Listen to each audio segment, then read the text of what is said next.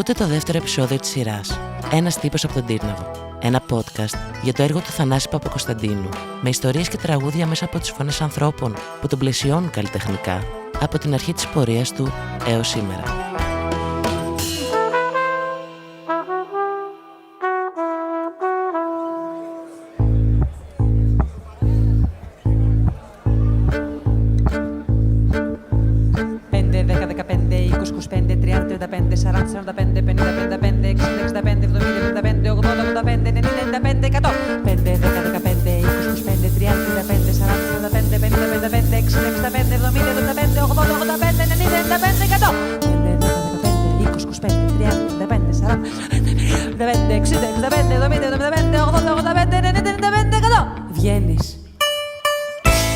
Στις αρχές του 2000, κάτι αλλάζει στον ήχο του Θανάση Παπακοσταντίνου. Ο ήχος του γίνεται πιο τολμηρός, πιο ανοιχτός σε πειραματισμούς. Η παράδοση παραμένει στον πυρήνα, αλλά τώρα μπλέκεται με πιο δυνατούς ρυθμούς, ροκ ενέργεια και ηλεκτρικές κιθάρες, προκαλώντας ένα εκρηκτικό συναισθηματικό αποτέλεσμα. Είναι η αρχή μιας νέας δημιουργικής εποχής. Ο νέος ήχος φέρνει και νέα πρόσωπα. Ένα από αυτά είναι ο Φώτης Χιώτας, ο οποίος, ως ενορχιστρωτής, βιολιστής και τραγουδιστής στο έργο του Θανάση Παπακοσταντίνου, γίνεται κομμάτι αυτής της νέας δημιουργικής περίοδου. Η πρώτη φορά που συνάντησα το Θανάση ήταν λίγο πριν την ηχογράφηση της Αγάπης Γερακάρης. Εγώ δεν είχα καμία σχέση με το ρεπερτόριο το ελληνικό, δεν ήξερα δηλαδή κανέναν από τη Θεσσαλονίκη, δηλαδή μόνο τον Παπάζογλου. Και όταν ήταν να γίνει αυτή η συναυλία του Θανάση με τη Μελίνα, δεν μπορούσε να παίξει ο Κυριάκος ο Κουβέντας. Ο σπουδαίος βιολιστής που έχουμε στη Θεσσαλονίκη, ο Κυριάκος ο Κουβέντας, είναι ο πατέρας του βιολιού στη Θεσσαλονίκη. Και μπήκα σε αυτή την ορχήστρα και παίξαμε 3 βραδιές στην Έγλη. Με το Θανάση ήμουν ένας πιτσιρικάς ο οποίος έπαιζε, είχα ωραίο ήχο, οπότε κάπως έτσι γι' αυτό με πήρανε κιόλας. Και όταν αντιμετώπισα το υλικό για πρώτη φορά, ήταν πάρα πολύ παράξενα αυτά τα τραγούδια και του Σωκράτη και του Θανάση. Δηλαδή ότι τώρα αυτά τα κομμάτια που μπορεί να θεωρούνται mainstream, δηλαδή για τον κόσμο, έτσι, τα έχει γνωρίσει πολλοί κόσμος, τότε ήταν κάτι σαν παράξενες μπαλάντες, παράξενα λαϊκά, γενικά στριφνά κομμάτια, ιδιόρυθμα, έτσι μου φαινόντουσαν κιόλας δηλαδή. Μιλώ με τα ψηλά, τα πάτη, τα βουνά και τους μιλώ για σένα. Γενικά όμως θυμάμαι ότι μου άρεσε, αλλά μου είχε φανεί έτσι πολύ ιδιαίτερο το υλικό, ξέρεις, πώς να το πω, έτσι, ιδιότυπο. Δεν μπορούσε να το κατατάξεις. Βέβαια, δεν είχα και τη γνώση ούτε του λαϊκού τραγουδιού, ούτε του δημοτικού τραγουδιού, ούτε του ρεμπέτικου τραγουδιού. Θα έλεγα ήμουνα περισσότερο παιδί από τα οδεία και από χοροδίες και μετά ακούγαμε, ξέρω εγώ, ροκ, punk rock, τέτοια πράγματα εκείνη την εποχή. Και ήταν μια εποχή πολύ ωραία αυτή στην πόλη. Οπότε εκεί γνωρίστηκα και με τον Μπάμπη και με τον Τίτο, τον Καριωτάκη, τον ηχολήπτη και τον Χαρμπίλα που είναι οι ηχολήπτες του Βράχνου Προφήτη. Και όταν έμαθα ότι ξαναγίνεται αυτό το πράγμα, ότι έχει έρθει ο Θανάσης στον Μπάμπη για να φτιάξουν ένα δίσκο, είχα χαρεί γιατί με φώναξε ο Μπάμπης να παίξω και κάπως μπήκα σε όλη αυτή την παρέα.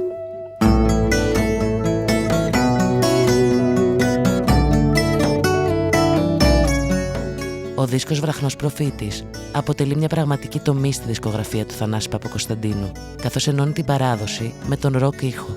Τα παραδοσιακά όργανα συνυπάρχουν με ηλεκτρικές κιθάρες και δημιουργούν ένα εκρηκτικό μουσικό σώμα. Είναι πολύ σημαντικός δίσκος γιατί ουσιαστικά πρότεινε ένα καινούριο ήχο, ας πούμε. Έβγαλε και όλη αυτή τη σπουδαιοφάνεια από το έντεχνο, δηλαδή ότι πρέπει να είναι κάπως τα πράγματα με έναν τρόπο, ξέρεις, κάτι το πομπόδες που έχει, ας πούμε, το τραγούδι το ποιοτικό σε εισαγωγικά που λέγαμε, ουσιαστικά το σοδόμησε αυτό το πράγμα, ο τρόπος αυτός και έβγαλε κάτι καινούριο και αυτό που λέει και ο Θανάσης, ρε παιδί μου, ότι είμαι του άτεχνου, δεν είμαι του έντεχνου. Δηλαδή οι ιδέες του είναι πολύ πιο πηγές, ας πούμε, ώστε να τις χαρακτηρίσουμε ότι είναι ένα τραγούδι το οποίο είναι κατασκεύασμα.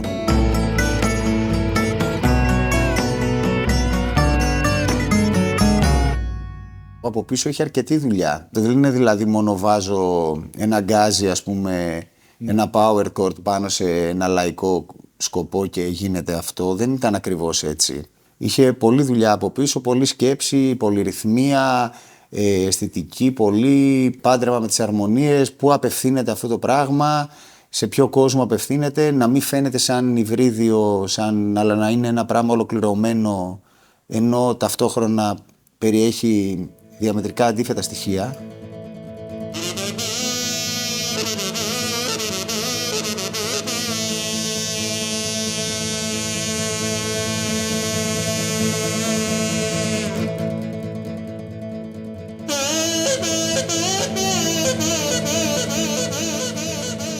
Μία από τις πιο δυνατές στιγμές ήταν όταν ήρθε ο Γιώργος Κωνσταντινίδης και ο Δημήτρης ο Κιτσιούλης να γράψουν την εισαγωγή από το νήμερο Ύπνο, όπου ήταν με καζού και με φωνές. Εντάξει, ήταν και η μέρα τέτοια του Δημήτρη του Κιτσιούλη, ο πατέρας ήταν άρρωστος πολύ για τέτοια και τον είχε χάσει νομίζω εκείνες τις μέρες. Και τώρα έλεγαν και τα λόγια μέσα στο νεκρού το μάτι δεν τραββλέπει και πουλιά.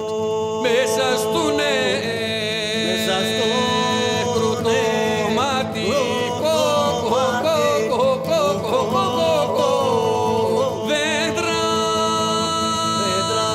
Το παιδί συγκινήθηκε πολύ και έβγαλε φοβερή ψυχή και στο παίξιμο και στο τραγούδισμα. Νομίζω εκείνη τη στιγμή στο στούντιο που ήμουνα ήταν ανατριχιαστική.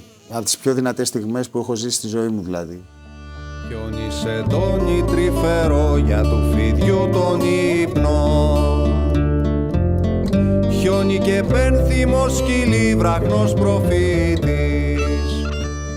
Μετά το Βραχνό Προφήτη έγινε η Αγρύπνια που ήταν δίσκος μπάντας πάλι, δηλαδή εκεί ουσιαστικά ήταν η μπάντα που ήταν μετά και η βάση των Λαϊκεδέλικα. Δηλαδή αυτό το δίσκο ήταν ο Μπάμπης που ήταν ο ενορχιστρωτής και ηθήνονους ας πούμε της κατάστασης.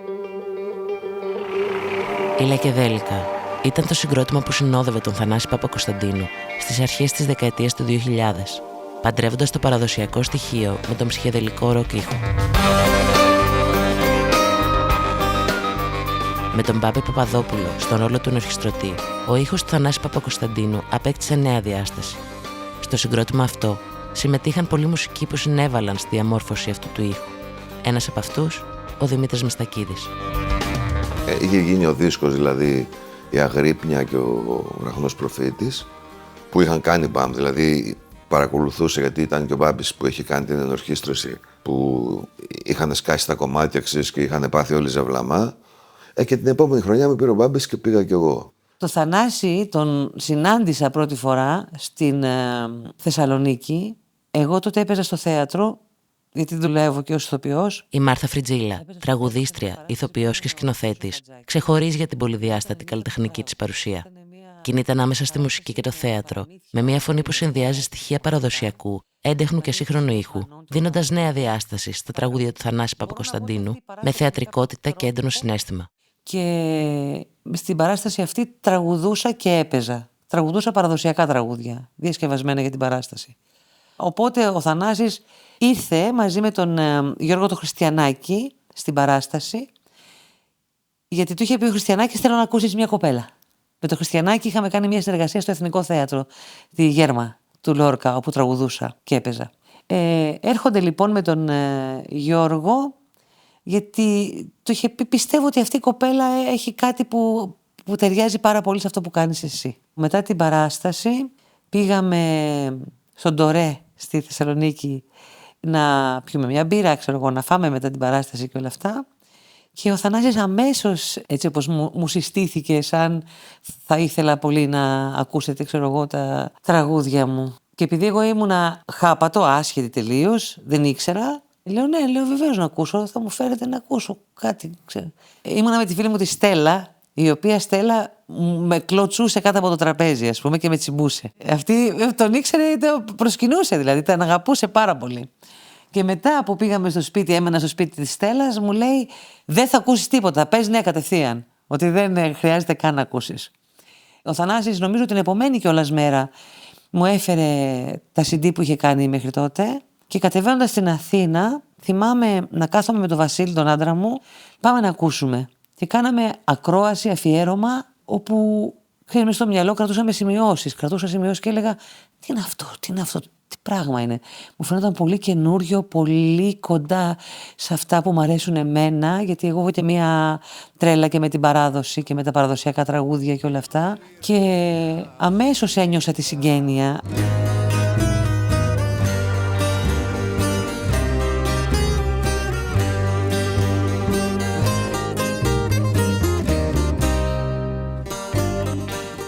Εντάξει, ήταν εποχή φοβερή αυτή, γιατί όταν κατεβήκαμε την πρώτη φορά εδώ στο Γυάλινο, δεν είχαμε καταλάβει, ούτε οι άνθρωποι αυτοί είχαν καταλάβει ότι αυτό το πράγμα είχε τραβήξει τόσο μεγάλο ενδιαφέρον από τον κόσμο, ας πούμε.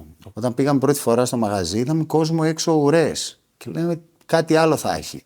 Έχει πλάκα ότι όταν πήγαμε και παίξαμε στο Γυάλινο, πήγαμε εκεί να κάνουμε soundcheck και ακούω εγώ το έναν εκεί από τα αφεντικά. Δεν έχει έρθει ακόμα, λέει ο Θανάσης, τον περιμένουμε. Λέει να δούμε πότε. Ο Θανάσης ήταν πάνω μεταξύ και έκανε τον μπουζούκι ήχο, ρε παιδί μου. Αλλά περιμέναν οι άλλοι να δουν τη φωτογραφία του Τλούπα από το βραχνό προφήτη. Νομίζαν ότι ο Θανάσης είναι αυτός. Ξέρεις, το συνδυάζαν και με τη μεταλλική φωνή και τη φάτσα του τελάλι, γιατί είναι ένας τελάλης στο εξώφυλλο. Και νομίζαν ότι είναι αυτός ο Θανάσης, ρε παιδί μου. Είχε ξεκινήσει πολύ καλά από το Γυάλινο. Δηλαδή, το πρώτο μου παίξιμο εγώ με αυτή την μπάντα που συνέχισε μετά και σαν Λαϊκεδέλικα, είχε γίνει στο Γυάλινο. Είχαμε κατεβεί στο Γυάλινο για 3 μέρες και είχε γίνει χαμός. Δηλαδή, δεν το περίμενε κανείς ότι θα γίνει αυτό το πράγμα.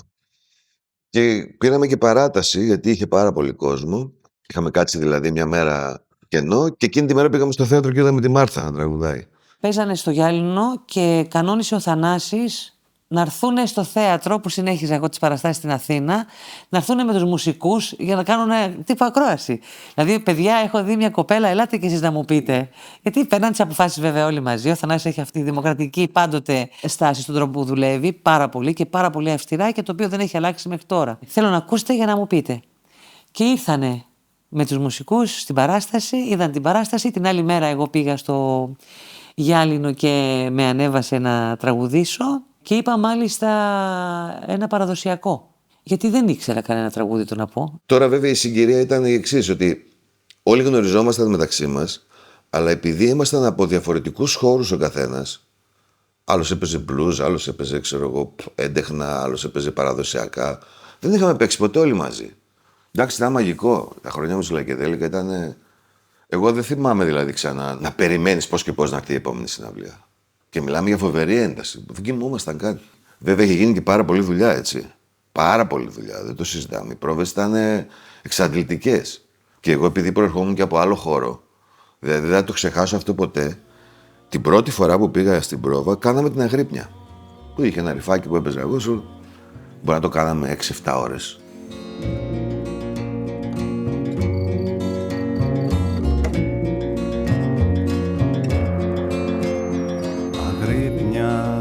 Αψηλάφι το ζω, δίχως μια στάλα στο... Για να βγει η αίσθηση που ήθελε ο Μπάμπης και οι υπόλοιποι που ήταν από πριν μέσα.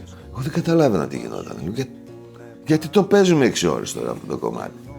Σιγά σιγά ξέρεις, άρχισα να μπαίνω κι εγώ μέσα και κατάλαβα ποια είναι η ουσία. Η ουσία φάνηκε στο live που έρεε το πράγμα έτσι, ας πούμε. Μαγικό η Λαϊκεδέλικα, νομίζω ότι και σαν πάντα έκατσε καταπληκτικά και το αποτέλεσμα ήταν πολύ καλό. Παρέες κάνουμε την ιστορία.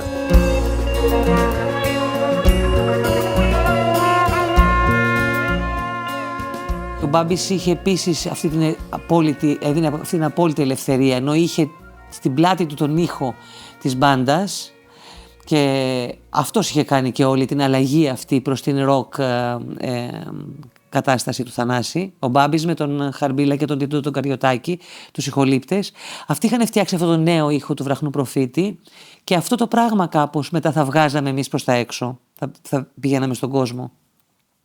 Οπότε οι πρόβες είχαν πάρα πολύ αυτοσχεδιασμό, είχαν πάρα πολύ το να παντρέψουμε αυτό με αυτό, να κάνουμε μια εισαγωγή τέτοια, πρότεινε ο καθένας, συναποφάσιζαν και εγώ μέσα σε αυτό ένιωθα ένα πενταήμερη, ρε παιδί μου. Δηλαδή μια πολύ ωραία, πάρα πολύ ωραία διαδικασία, πολύ ελεύθερη, πολύ παιχνιδιάρικη και έτσι βγήκαμε πρώτη φορά και είπαμε ότι τώρα μαζί μπορούμε να κάνουμε κάτι.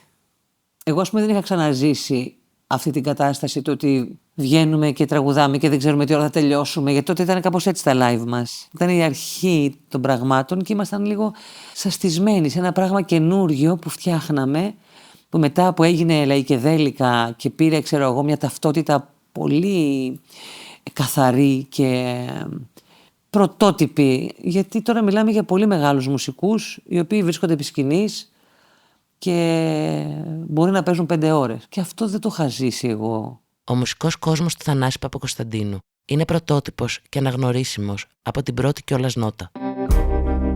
Μελωδίες που αγγίζουν το συναίσθημα, και μένουν χαραγμένες στη μνήμη. Ένας ήχος που μέσα από τη δύναμη και την αυθεντικότητά του αποκτά μια μοναδική μουσική ταυτότητα.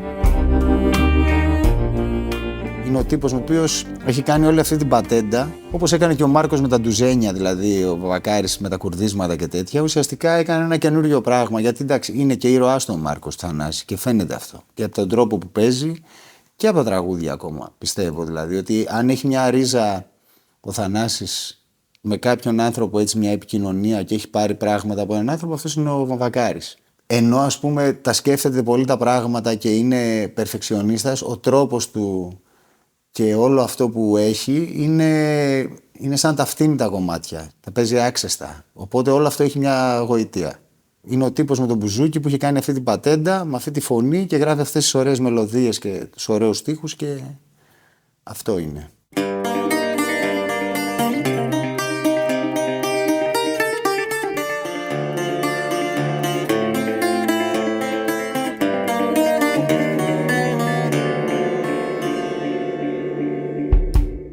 Σαν μουσικός έχει τις εξής αρετές. Είναι φοβερός μελωδός. Δηλαδή γράφει φοβερές μελωδίες και φοβερά ριφ και εισαγωγές. Δεύτερον, είναι μεγάλος πατεντιάρης. Δηλαδή όλα τα όργανα ας πούμε, που παίζει και τα λοιπά. Όλη τη δυσκολία που έχει σαν δεξιοτέχνης, ας πούμε, είναι περιορισμένος στη δεξιοτεχνία.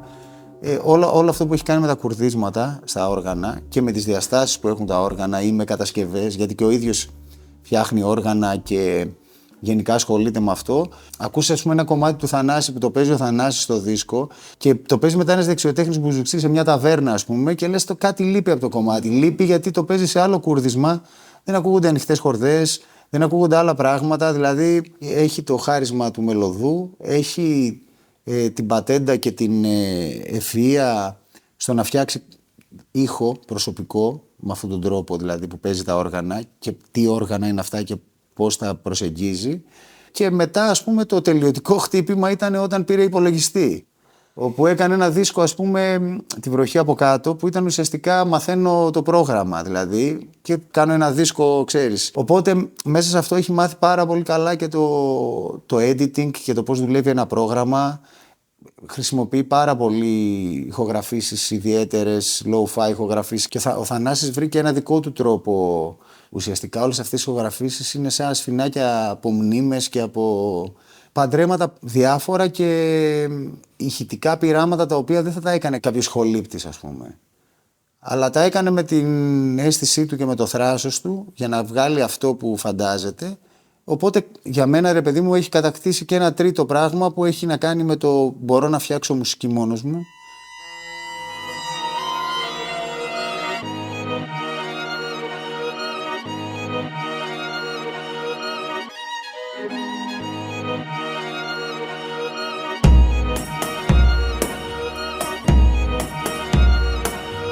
Και εντάξει, επίσης έχει και ένα άλλο που είναι ωραίο πολύ. Είναι κόντρα ρόλος του performer. Τώρα, ποιος performer, δηλαδή είναι ο κύριος Θανάσης, δηλαδή ανεβαίνει με το μπουζούκι και το τι θα πει και τέτοια. Του βλέπεις αυτό με τα γυαλάκια λίγο έτσι, κάθεται στο σκαμπό, που είναι τελείως κόντρα ρόλος με έναν performer όπως τον ξέρουμε. Κι όμως, αυτό που φέρει, αυτό που κάνει, αυτά που λέει, ο τρόπος που τα λέει, το πόσο καθαρά τα λέει και πόσο πηγαίος είναι ένας performer. Τον εμπριστή τον αναγνώρισε, τι κι αν έφυγε σκυφτός, γιατί ήταν ο ελάχιστος εαυτός. Στον ελάχιστο αυτό θέλαμε να κάνουμε ένα δίσκο πιο εργαστηριακό, πιο ψυχρό, και αυτό το θέμα της παραγωγής και ότι γράφω κανάλι πλέον και όχι ζωντανά, να το φτάσουμε μέχρι το τέρμα, ρε παιδί μου. Οπότε και εγώ πήγα εκεί με πολλά όργανα, πετάλια, πάρα πολλά. Έκανα πολλές πατέντες και πολλά πράγματα που έχω μάθει ακόμα και παίζω. Τα ανακάλυψα εκείνη τη διετία παίζοντας, γιατί είχα την ευχέρεια να είμαι στο στούντιο και να δοκιμάζουμε πράγματα. Οπότε έχει αρκετές πατέντες μέσα και πραγματάκια που τελικά μείνανε και γίνανε και γλώσσα μας μετά. Πολλά πράγματα από αυτό το δίσκο. Έχω τραγουδήσει, έχω παίξει τα περισσότερα όργανα ουσιαστικά μέσα εκεί. Ένας δίσκος που κάναμε πάνω από 2 χρόνια να τον φτιάξουμε. Πήγαινα στο Μεταξοχώρι, στο μικρό στούντιο. Με τον Χρήστο το Μέγα, βέβαια, τον ηχολήπτη. Ήταν πολύ ωραία εμπειρία και νομίζω ότι έμεινε και ένας δίσκος που ακόμα ακούγεται και δεν μου κλωτσάει. Τον ακούω και λέω «Α, ήταν ωραίο που ήμουν κι εγώ σε αυτό». Και βλέπω όνειρα τρελά και το ληστή μπαμπάνι να του φεκάει τον ουρανό, να κλείσει το κούνταμα. Στην αρχή αυτός ο στίχος έλεγε να του φεκάει στον ουρανό, να κλαίει και να κλάνει. Αυτός ήταν ο στίχος ο κανονικός που είχε βάλει ο Θανάσης. Αλλά μετά κάπως έτσι είπε σε λογοκρισία, αυτό λογοκρίθηκε. Ότι του στείλει, παιδί μου, ένας άνθρωπος που ξαφνικά σου έρχεται μια χαρά τεράστια που δεν μπορείς να ελέγξεις ούτε το σώμα σου, ας πούμε. Οπότε σου έρχονται κλάματα και σου φεύγουν κιόλας. Δηλαδή, ήθελα ουσιαστικά αυτό να πει.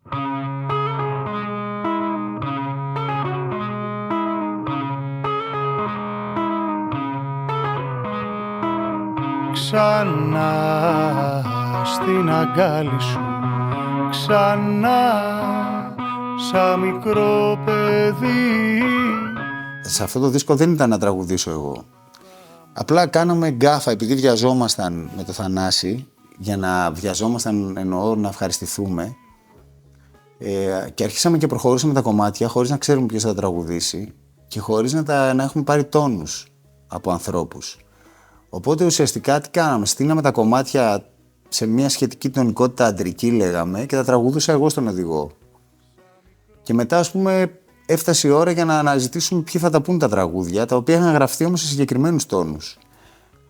Περάσανε πολλοί τραγουδιστές και προτάσεις νομίζω γίνανε διάφορες και σε πρόσωπα έτσι που δεν πάει νου σου, δηλαδή στον Πανούση, στον Πουλικάκο και σε άλλα άτομα που ήταν να τραγουδήσουν στο δίσκο και δεν κάθισε για διάφορους λόγους, μπορεί να ήταν και το θέμα των τόνων. Οπότε τελικά αυτά τα κομμάτια μείνανε ατραγούδιστα και έτσι τα τραγούδισα εγώ. Κόβει το χρόνο και σκορπά στην άχρα της γη, φωτιά και χιόνι. Οι στίχοι του Θανάση Παπακοσταντίνου κρύβουν εικόνες που δεν αποκαλύπτονται με την πρώτη ακρόαση, αλλά ξεδιπλώνονται με τον χρόνο, αφήνοντας χώρο στη φαντασία του ακροατή. Κάθε λέξη είναι μια μικρή αποκάλυψη. Ένα παράθυρο που οδηγεί σε μνήμες, τόπους και ιστορίες. Άρχισα πάρα πολύ να ακούσω τα κομμάτια του Θανάση. Εννοώ να τα ακούσω. Γιατί τα έπαιζα μεν, αλλά ξέρεις, μέχρι να φύγει η μουσικίλα από πάνω μας θέλει πάρα πολλά χρόνια. Θα σου πω ένα παράδειγμα μόνο, για να μην το πλατιάζουμε. Παίζαμε ένα κομμάτι οργανικό νομίζω, ο Άτμαν ήταν, δεν θυμάμαι ποια ήταν. Όχι, το Liquid ήταν. Και κάποια στιγμή μέσα στο κομμάτι, ο Θανάσης έπαιρνε μια ντουντούκα και έλεγε κάτι. Ποτέ δεν είχα ακούσει τι έλεγε. Ποτέ όμως. Κάποια στιγμή του λέω, τι λες ρε Θανάση εκεί μέσα, τι είναι αυτό που λες. Και μου λέει τους στίχους που λέει, στο μέτωπό σου μια θάλασσα αναπαύεται, του φόβου οι σταγόνες δελφίνια που παίζουν. Και μου λέει γιατί. Και έχω πάθει πλάκα.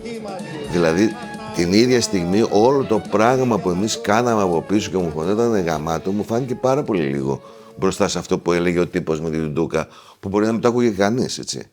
Νομίζω ότι οι στίχοι του θέλουν χρόνο, πρέπει να ασχοληθείς πάρα πολύ και αυτό είναι ένα ζήτημα που το σκέφτομαι κι εγώ, αλλά το έχουμε συζητήσει και κατά καιρούς, έτσι. Δεν ξέρω αν πρέπει να λες τι λέει το κομμάτι. Γιατί χάνει ένα κομμάτι από τη μαγεία του, απ' την άλλη βέβαια γίνεται και κατανοητό. Δεν είμαι σίγουρος τι είναι το σωστό και τι όχι. Γιατί το βλέπω και στα δικά μου πράγματα τώρα. Όταν εξηγήσεις στον άλλον τι λέει ένα τραγούδι και για τι πράγμα μιλάει, νομίζω ότι το αντιλαμβάνεται αλλιώς. Απ' την άλλη, του περιορίζεις τη δική του φαντασία στο να το κάνει ό,τι θέλει. Δικό του είναι στην τελική. Αρχίζω να πιστεύω ότι πες το εσύ και ο άλλος μπορεί να το κάνει πάλι ό,τι θέλει. Ο δέκτης, ο ακροατής δηλαδή, εννοείται ότι μπορεί να το κάνει ό,τι θέλει. Και θεωρώ ότι μεγάλη επιτυχία είναι αν αυτή η διαδικασία γίνεται και ομαδικά. Δηλαδή, φαντάζεσαι μια παρέα να κάθεται να μιλάει για τους στίχους ενός τραγουδιού και μάλιστα να είναι μια παρέα νέων ανθρώπων. Πιστεύω ότι αυτό το πράγμα θα κάνει την κοινωνία μας καλύτερη, έτσι κι αλλιώς. Ξέρεις τι έχει να κάνει και με το φορτίο που κουβαλάει ο άλλος, ο φορέας. Δηλαδή, είναι αλλιώς να ακούσεις ένα δύσκολο κομμάτι από μένα και τώρα πια είναι αλλιώς να το ακούσεις από το Θανάση. Ας υποθέσουμε ότι γράφαμε 2 κομμάτια με πολύ δύσκολο στίχο που έχουν όμως νόημα και είναι ποιητικά και όλα αυτά τα πράγματα. Ο Θανάσης τώρα μπορεί να το περάσει πολύ πιο εύκολα από μένα. Είναι ένας πολύ ισχυρός φορέας, εκπέμπει πολύ ισχυρά πια. Έχει γίνει πολύ αγώγιμος πια ο Θανάσης, δηλαδή το περνάει πολύ εύκολα. Φαίνεται σίγουρη για τον εαυτό της και αρκετά ανεξάρτητη η Πακίτα Γκαλιέγο. Ακούστε τι απάντησε όταν τη ρωτήσαμε αν γνώρισε ποτέ τον φόβο. Να η απάντηση. Δεν τον γνώρισα. Και μη με ρωτάτε γι' αυτό παρακαλώ, είμαι ευαίσθητη σε αυτό το θέμα.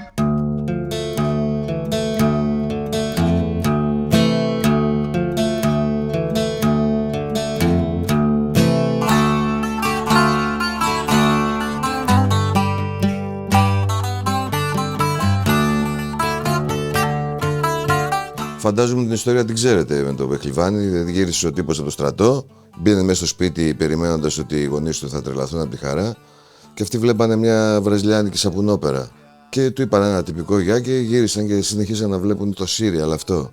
Και μου αρέσει που πήρε και ένα κομμάτι από η Πακίτα Γκαλιέγο και το έχει βάλει στην αρχή του κομματιού. Τα μελισσάκια θα γυρνούν βραμάν αμάν γύρω απ' τις πολυθρόνες και το νερό το κρυσταλλό βραμάν αμάν θα ρέει απ' τις οθόνες. Είναι συγκλονιστικό ότι ο τύπος έγραψε ένα κομμάτι επειδή γύρισε από το στρατό και δεν του δώσαν σημασία οι γονείς του. Δεν είναι απίστευτο και έχει γίνει χαμός με αυτό το κομμάτι. Άμα το κάνεις εικόνα, είναι φοβερό αυτό το πράγμα. Ο Θανάσης το έχει πει αυτό, ότι ο καλλιτέχνης δίνει σημασία στις λεπτομέρειες, αυτό που ο άλλος δεν δίνει. Δηλαδή, ο πιο πολλής κόσμος αυτή τη σκηνή θα την ξεχνούσε τα επόμενα 5 λεπτά. Αυτός έκατσε και έκανε τραγούδι δηλαδή για αυτό το πράγμα. Αγέρα να σε τιμωρός, βράμα να σε και παιχνιδιάρης. Κι αν βαρεθεί ψυχούλα μου, βράμα να έρθεις να μου την πάρεις. Και είναι εντυπωσιακό γιατί με αυτό το κομμάτι ασχολήθηκαν όλοι, ακόμα και στην ηχογράφηση δηλαδή. Το κομμάτι δεν ήταν αυτό το ξέσπασμα το ροκ που υπάρχει στο τέλος. Και έγινε ένα βράδυ αφού τέλειωσαν οι ηχογραφήσεις και είχαν μείνει οι ηχολήπτες μόνο και το έχουν κάνει οι ηχολήπτες.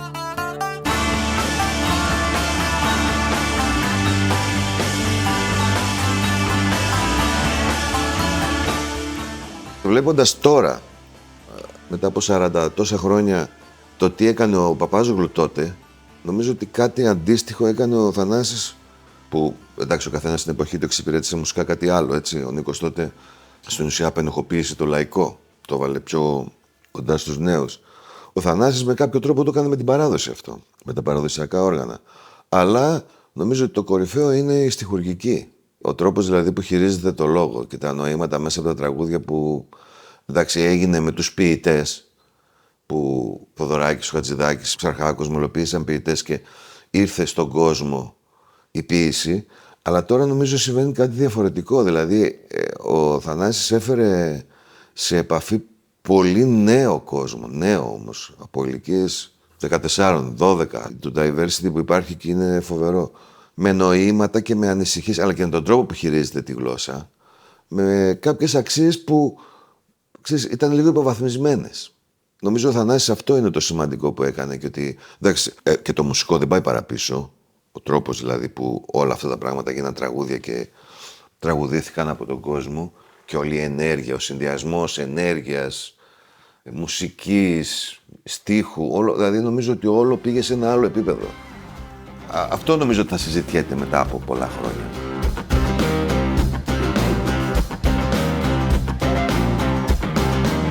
Πολλές φορές προσπάθησα μ' αυτά τα γαμημένα αντί να βγουν στα χείλη μου σφινώνουν στον αυγένα. Γι' αυτά με δείτε μάγκες μου έτσι πως τραγουδάω. Ρίχνω το σώμα μου μπροστά,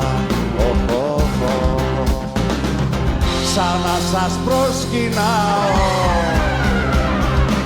Τα γαμμένα μπλοκάρουν στον αυγένα, ας πούμε. Ποιος δεν το έχει ζήσει αυτό το πράγμα. Και όμως βρίσκει τον τρόπο και το περιγράφει με μια εικόνα που μπορείς να την κάνεις βίωμα. Δηλαδή, το ότι κολλάνε τα λόγια, ας πούμε. Και μετά σου κοπανάει και το σκύβω το σώμα μου μπροστά, σαν να σας προσκυνάω. Άντε, πάρτε τα και τελείωνε τώρα, εντάξει.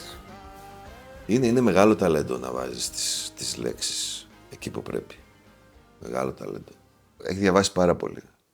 Εγώ το καταλαβαίνω τώρα, επειδή το μόνο που με ένοιαζε εμένα ήταν να γίνω παίχτης. Δεν έκανα τίποτα άλλο στη ζωή μου. Δεν διάβασα ποτέ. Και δεν συζητάμε για ποίηση και για λογοτεχνία ποτέ. Από τα 45 μου και μετά άρχισα να διαβάζω. Και εκεί κατάλαβα πόσο αυτό το πράγμα επηρεάζει τον τρόπο που σκέφτεσαι. Δηλαδή, ακόμα και αυτά θέλουν να έχεις μια ωριμότητα, την οποία εμείς προφανώς δεν την είχαμε. Και την οποία ο Θανάσης την είχε από πολύ μικρός αυτή την ωριμότητα. Δεν ξέρω, είναι αυτό που ονομάζεται ταλέντο. Μπορεί. Δεν ξέρω τι είναι τελικά το ταλέντο.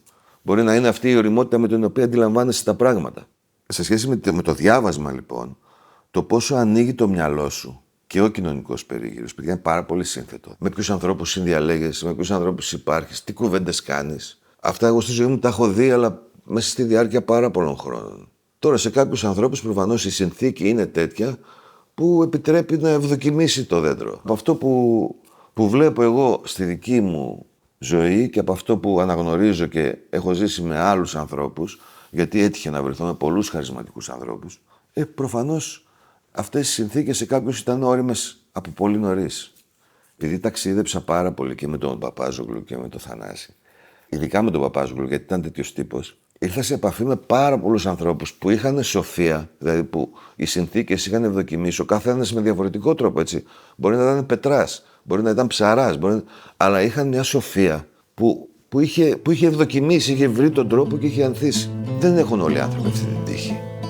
Τα άλλα σταγόνα της βροχής και τ' άλλα ανήσυχο κολύμπρι, μάρμαρο απ' τα τυφλά βουνά και λούφαρο πάνω στην οδύνη.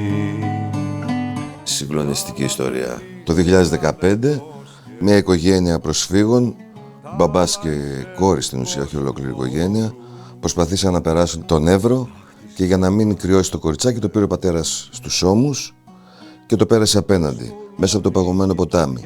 Αυτός όμως δεν άντεξε το κρύο και πέθανε μετά από λίγο στα χέρια της μικρής του. Ξένος βοριάς, διπλός βοριάς και με παγωμένα χέρια ανοίγει καινούριες όχθες για τον Εύρο να έχει ο πατέρας της να πίνει. Και το κοριτσάκι γυρνούσε μόνο του στον Εύρο. Το βρήκανε κάποιοι και το μαζέψανε. Και ο Θανάσης διάβασε αυτή την ιστορία και έγραψε το κομμάτι. Το οποίο επίσης παίρνει σε ένα τέτοιο γεγονός, συνταρακτικό ας πούμε, γιατί από μόνο του είναι συνταρακτικό. Και κάνει ένα τραγούδι που έχει μια ροή και σου περιγράφει όλη την ιστορία. Εμένα μου αρέσουν αυτά τα τραγούδια. Από την αρχή μέχρι το τέλος σου φτιάχνουν εικόνες. Και εικόνες όχι φανταστικές, εικόνες σαν να βλέπεις ντοκιμαντέρ. Δίνει σημασία σε κάποιες λεπτομέρειες, τις παίρνει και τις αναδεικνύει με τον καλύτερο τρόπο. Αυτό κάνει. Τελικά ο καλλιτέχνης τι είναι αυτός που παίρνει την ασχήμια και τη μεταβολίζει σε κάτι όμορφο. Δηλαδή αυτό από μόνο του είναι ένα γεγονός πάρα πολύ άσχημο και το παίρνει σε κανένα όμορφο τραγούδι που περιγράφει κάτι πάρα πολύ άσχημο, αλλά με όμορφο τρόπο. Και δεν κουνάει και δάχτυλο. Επίσης είναι μια μεγάλη παγίδα που πέφτουμε ενδεχομένως όσοι γράφουμε τραγούδια με κοινωνικό πρόσημο. Είναι πολύ σημαντικό να μην είσαι διδακτικός. Είναι σαν να βλέπω μια ταινία διαβάζοντας τους στίχους, γιατί η στίχη είναι αυτό που πρώτα χτυπάει την ψυχή σου. Έχει την δύναμη να φτιάχνει εικόνες πολύ συγκινητικές, πολύ δυνατές εικόνες. Αυτό για μένα που είμαι και από το θέατρο είναι πολύ δυνατό πράγμα. Δηλαδή με βάζει να παίζω σε πολύ ωραία έργα. Που μπορεί τη μία να είναι, ξέρω εγώ, να πρέπει να υπερασπιστώ μια αδύναμη ψυχή και την άλλη να πρέπει να βγω φωνάζοντας για την Επανάσταση. Δηλαδή παίζω πολλούς ρόλους στα τραγούδια του Θανάση. Και είναι ωραίο αυτό. Και με τις πληροφορίες που δίνει στα τραγούδια του. Με τις παραπομπές, δηλαδή ότι σε βάζει σε μια διαδικασία να αναζητήσεις ποιητές, να αναζητήσεις ονόματα, να αναζητήσεις έργα, ταινίες, οι αναφορές που έχει στα τραγούδια του. Δηλαδή ο Θανάσης ανοίγει πόρτες, ρε παιδί μου, και ανακαλύπτεις αυτό που σ' αρέσει στη ζωή κάπως με τις αναφορές του. Και νομίζω πως αυτό λείπει, γιατί δεν το έχουμε αυτό συχνά. Συνήθως οι τραγουδιστές και οι τραγουδοποιοί είναι πολύ αυτοαναφορικοί, κάνουν αφιερώματα στον εαυτό τους, ας πούμε, ενώ αυτός είναι σαν να, παιδιά, ανακάλυψα κάτι. Είναι αυτό. Πάτε να το γνωρίσετε. Παιδιά, διάβασα αυτό το βιβλίο του Βαγέχο, διάβασα Πεσόα και μου άλλαξε την αυτή, ξέρω εγώ, αναζητήστε το. Αυτό νομίζω και μου κάνει πάντα πολύ ωραία εντύπωση. Ο Θανάσης δεν νιώθει τον εαυτό του δάσκαλο. Δηλαδή δεν είναι αυτό που έχω νιώσει με άλλους συνθέτες, ότι είμαι ένας κόσμος και εσύ πρέπει να καταλάβεις αυτόν τον κόσμο. Καθόλου. Είναι δηλαδή σαν να εσύ που με καταλαβαίνεις, έλα να κάνουμε κάτι και όπως λέει και ο ίδιος να τραβήξουμε το χαλί από τα πόδια μας. Αυτό, να βιώσουμε κάτι. Εμείς προσπαθούμε να δώσουμε μια εμπειρία στους ανθρώπους. Να φτιάξουμε μια εμπειρία, να έχουν μια εμπειρία στη ζωή. Και αυτό το παίρνει πολύ της μετρητής ο Θανάσης. Θέλει οι άνθρωποι που έρχονται στις συναυλίες του να βιώσουν μια εμπειρία, να έχουν κάτι μαζί τους φεύγοντας. Έχω ένα τραγούδι που δεν το είχα πει ποτέ, το Ραμόν.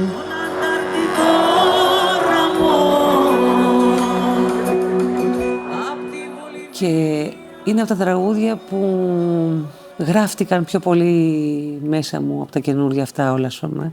Σαν να βρήκε πολύ χώρο μες στην ψυχή μου το τραγούδι αυτό. Και αυτό συνέβη από μία πολύ μικρή λεπτομέρεια και πολύ σημαντική. Έχει ένα στίχο που μιλά ο Θανάσης για τον παππού του, τον Δημήτρη, που δεν τον λέει στο δίσκο ο Σαββόπουλος, αλλά έτσι είναι γραμμένο στην αρχή.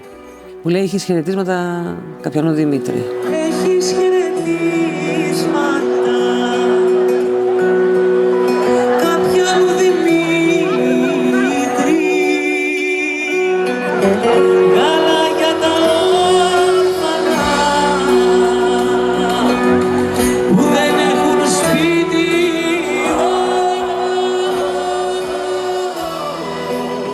Και με το που διάβασα αυτό το στίχο, του λέω: Θανάση, να βάλουμε αυτό το στίχο μέσα οπωσδήποτε.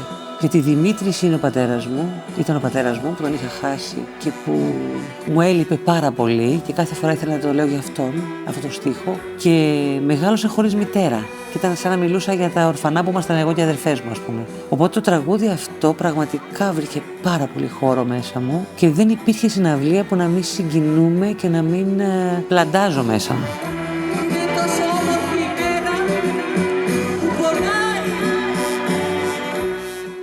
Εγώ θεωρώ ότι είναι ποιητής ο Θανάσης και η μουσική του είναι η μουσική ανάγνωση των κειμένων που γράφει με κάποιο τρόπο. Δηλαδή τα ακούει να λέγονται έτσι.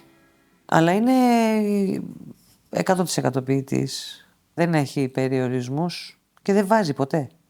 Με την ίδια αγάπη που μιλάει για τα μολύβια των ξυλουργών, με την ίδια μιλάει για το τελοδοχείο του Μπακούνιν και με την ίδια αγάπη θα μιλήσει για τους ποιητές που αγαπά, για τα τοπία που αγαπά, για τα στιχιά, για τα πηγάδια, για τα φιλιά, για τα άστρα.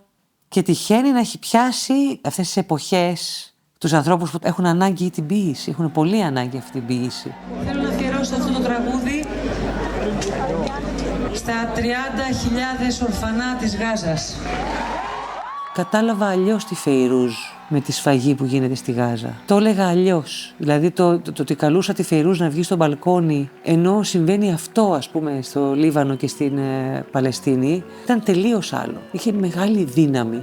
Φεϊρούζ βγες στο μπαλκόνι να σ' ακούσουν τα πουλιά. Ακριβώς επειδή ζούμε σε αυτή τη δυστοπία και σε αυτή την βαρβαρότητα, φέτος τα τραγούδια του Θανάση μου ακούστηκαν διαφορετικά.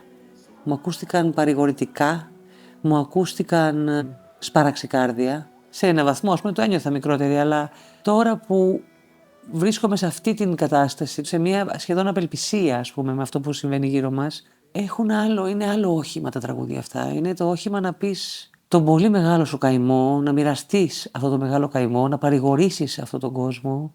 Είχαν τελείως άλλη λειτουργία, άλλη ιερότητα. Λες, όπα μαλάκα, εδώ κάτι γίνεται.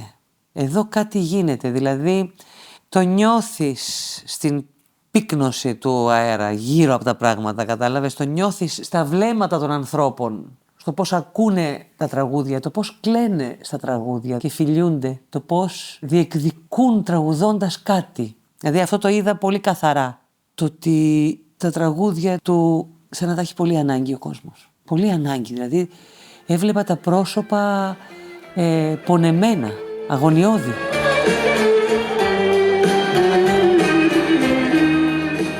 Στην Αμερική, επειδή ζούμε το δράμα των μεταναστών, το πράγμα γίνεται πιο συγκεκριμένο. Βλέπω μπρος τα μάτια μου μες στο παλιό παπορί. Σας τριδιά στο κατάστρωμα οι μετανάστες όλοι. Δηλαδή τους βλέπω μπρος στα μάτια μέσα στο παλιό παπόρι, είναι η πύλος πεντακάθαρα, τα στρίδια στο κατάστρωμα. Δηλαδή βλέπεις τις εικόνες πια τις σημερινές. Και νομίζω πως είναι αυτό, είναι η μεγάλη τέχνη και η δυνατή τέχνη, δεν είναι επίκαιρη, είναι διαχρονική. Δηλαδή ο Θανάσης νομίζω πως ανήκει σε αυτή την κατηγορία. Δεν είναι ένας επίκαιρος ποιητής, ένας επίκαιρος συνθέτης. Είναι σε κάθε εποχή το έδαφος που θα βλαστήσει, ας πούμε, τα πράγματα. Αλλιώς ανθίζουν τα τραγούδια του, δηλαδή σε κάθε εποχή.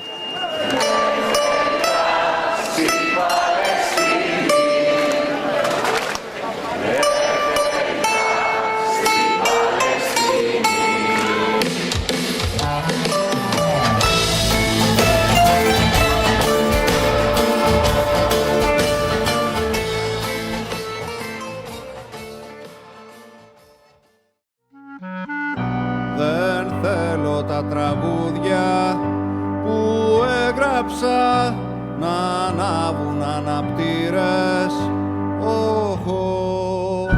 Θα ήθελα να σκίζουν τα μέτωπα, να ανοίγουνε κρατήρες. Ακούσατε το δεύτερο επεισόδιο της σειράς «Ένας τύπος από τον Τύρναβο». Ένα podcast για το έργο του Θανάση Παπακοσταντίνου. Έρευνα και σενάριο Πάνος Αποκορίτης, Ευάγγελος Μακρύς. Ηχοληψία και sound design Ευάγγελος Μακρύς. Σπικάζ Δήμητρα Κασούμη.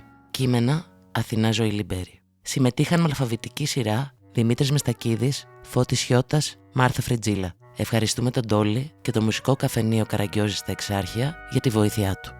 Ανάξιος αν είμαι να μου δοθούν τις λύθεις τα ελέη. Στα κέρατα του Ταύρου γεννηθήκα, αυτό μπορεί να φταίει.